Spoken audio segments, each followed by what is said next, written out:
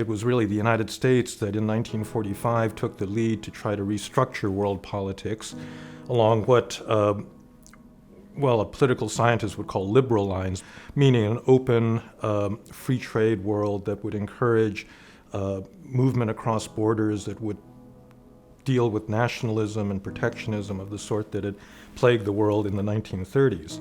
And as a result, with increasing openness between 1970 and, let's say, the financial crisis of 2008, global output around the world quadrupled. I think that the problem that we're facing now is that the impact of globalization has not been felt equally within countries. It's actually increased equality between countries. So in China, you have this enormous elimination of poverty, a rise of a new middle class. But in the developed world, in places like the United States, the impact has been very uneven. And I think this is really the reason now for a very large populist backlash that you're seeing in many parts of the world, in the developed world, that led to the Brexit vote, and I think that have led to this very odd election year that we've experienced here in the United States in 2016. I think that the immediate challenge is really to counter this illiberal populism that's appeared everywhere, where people want to exclude other groups, oftentimes based on race or ethnicity.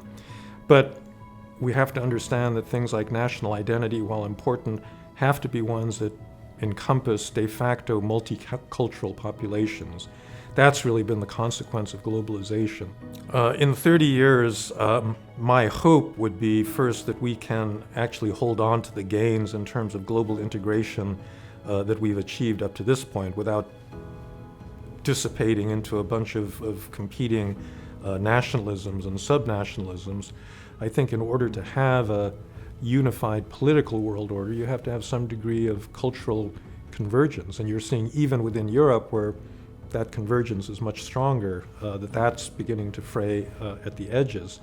So I think my vision of what the future ought to look like is something I once labeled multilateralism, where you have a dense layer of very disparate types of international organizations. They're used for different purposes. They can interact. You can pick and choose between them to some extent. And I think that that's really the kind of international cooperation that we can actually realistically hope to achieve even in another generation.